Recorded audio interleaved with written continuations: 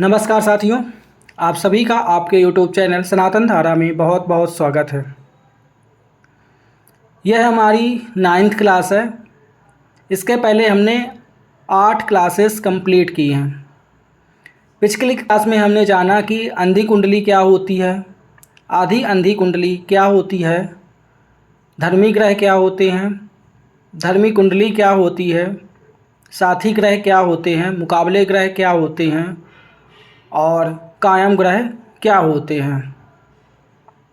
आज की क्लास में हम लाल किताब के अनुसार समय अथवा होरा के बारे में जानेंगे और 35 साला चक्कर के बारे में भी हम जानेंगे। किताब के अनुसार होरा ज्योतिष का एक महत्वपूर्ण पहलू है जो ग्रहों की स्थिति और उनके प्रभावों को समझने के लिए मदद करता है। यह किसी की व्यक्ति की जन्म कुंडली को जानने के लिए, उसे समझने के लिए तथा उसका पुष्टि करने के लिए उपयोग किया जाता है। यह जातक के जन्म के समय जो ग्रह होता है वह उसकी होरा होती है।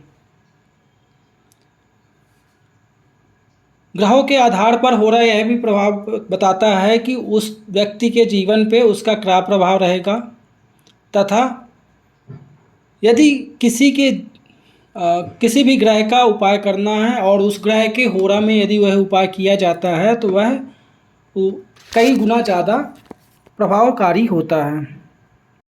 जब जातक जन्म लेता है तो उस टाइम पर जो समय जिस ग्रह का होता है वह उसकी होरा कहलाती है। जैसे हर समय हर ग्रह का अपना एक अलग समय होता है। जैसे गुरु का समय जो होता है सुबह के 6 बजे से 8 बजे तक का होता है। उसके बाद सूर्य का समय होता है 8 से 10 बजे तक का होता है। उसके बाद चंद्र का 10 से 12 बजे दोपहर तक का होता है और उसके बाद शुक्र का दोपहर 12 बजे से लेकर के 2 बजे तक का होता है और मंगल का समय 2 से 4 बजे दोपहर तक का होता है। बुध का समय 4 बजे से 6:30 बजे मतलब सूर्यास्त के 30 मिनट के लगभग होता है। उसके बाद राहु का समय होता है 6:30 से 7 बजे तक मतलब पक्की शाम, जैसे धुंधला हुआ उसके बाद अधेला होने से पहले तक का जो समय होता है वह राहु का समय होता है, जिसमें जो सर्दियों में बाद थोड़ी देर तक रहता है और गर्मियों में थोड़ी पहले हो जाता है। शनि का समय जो होता है वह पक्की शाम मतलब अधेला होने के बाद से लेकर के पूरी रात जो समय होता है वह शनि का समय होता है और पूरी रात होने के बाद जो ब्रह्म मुहूर्त होती है 4 बजे से 6 बजे तक का समय होता है वह केतु का समय होता है।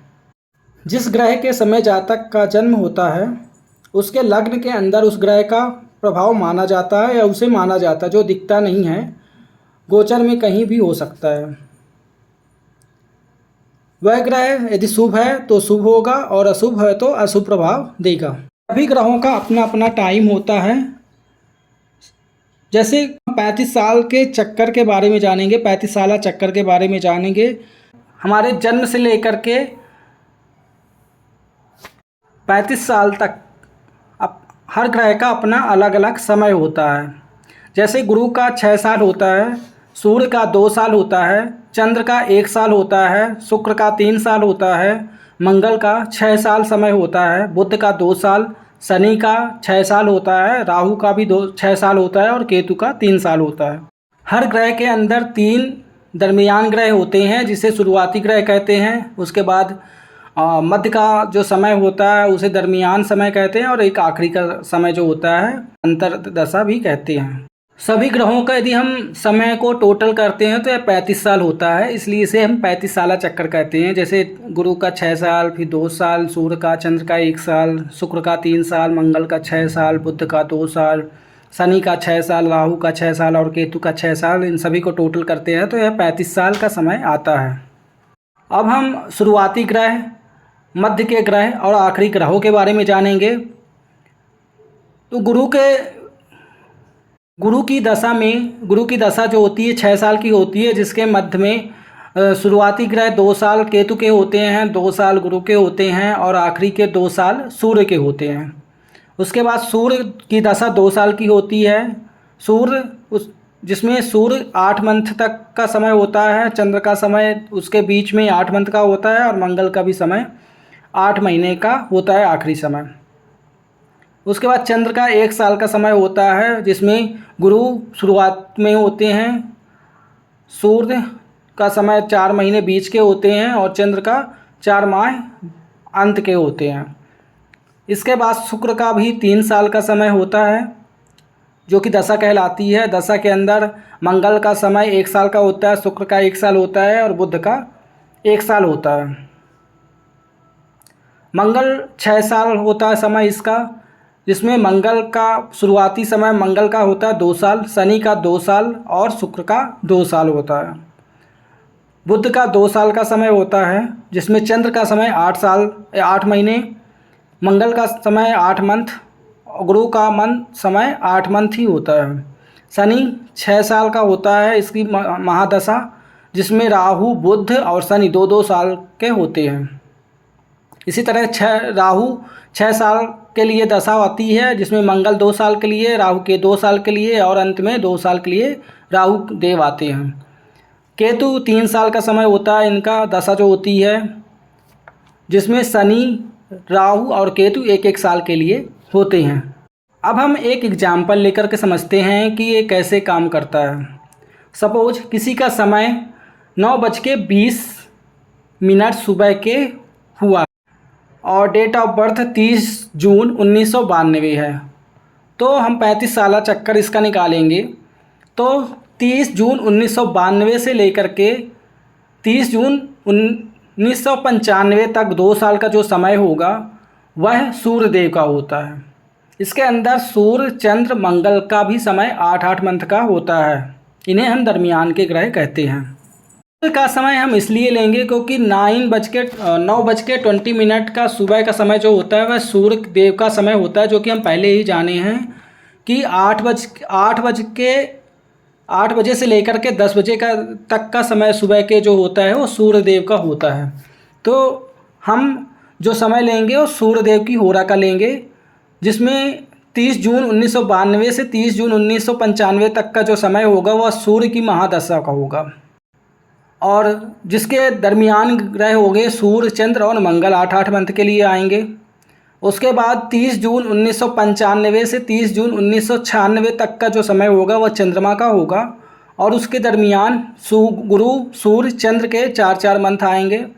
30 जून 1996 से 99 तक का जो समय होगा वह शुक्र का होगा, और उसके दरमियान मंगल शुक्र और बुध की भी दरमियान ग्रह आएंगे।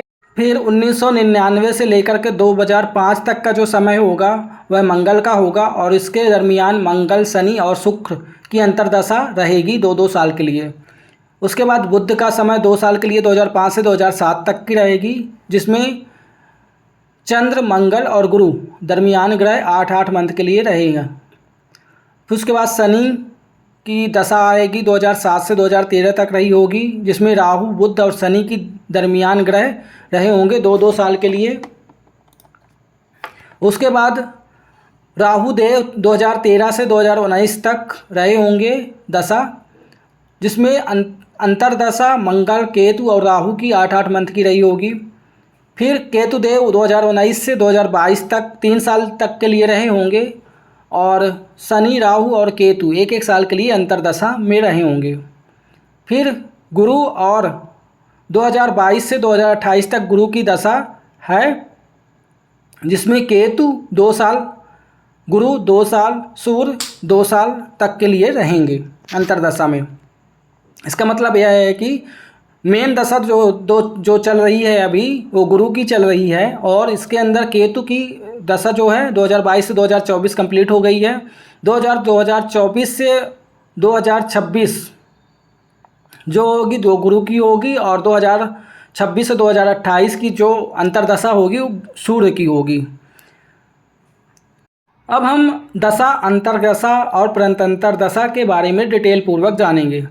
दशा क्या होती है? दशा मतलब जीवन का मुख्य कालखंड होता है, जिसमें उसकी जो दशा, जिस ग्रह की दशा चल रही है उसका पूर्ण प्रभाव होता है।